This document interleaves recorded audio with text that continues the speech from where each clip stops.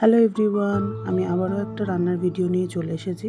আজ আমার রান্নার ভিডিওটা একটু অন্যরকম হতে চলেছে। আজ রান্না করছি ডুমুর। এটা প্রায় হারিয়ে গেছে বললেই চলে, কিন্তু আমাদের ছোটোবেলায় আমরা প্রচুর পরিমাণে খেয়েছি। এতে প্রচুর পরিমাণে আয়রন থাকে, যেটা আমাদের শরীরের জন্য খুবই উপকারী। তো চলো কিভাবে রান্না করলাম সেটাই তোমাদের সাথে শেয়ার করি। প্রথমে ডুমুরটার মধ্যে যেহেতু একটু কষ থাকে, তাই আমি লবণ হলুদ দিয়ে একটু ভাপিয়ে, হালকা করে ভাপিয়ে জলটা ফেলে দিয়েছিলাম। তারপরে তেলের মধ্যে জিরে, তেজপাতা আর একটু পেঁয়াজ দিয়ে ভালো করে ভাজা ভাজা করে একটু চিংড়ি মাছের মধ্যে জিরে, আদা, কাঁচা লঙ্কা, একটু টমেটো, এগুলো সমস্ত একসাথে বেটে আমি মশলাটা ভালো মতন কষিয়ে ডুমুর, সিদ্ধ করা ডুমুর আর আলুটা দিয়ে ভালো মতন কষিয়ে গরম জল দিয়ে ফুটতে দিয়েছিলাম। ডুমুরটা যেহেতু আগে থেকে একটু ভাপানোই ছিল, তাই বেশিক্ষণ লাগেনি।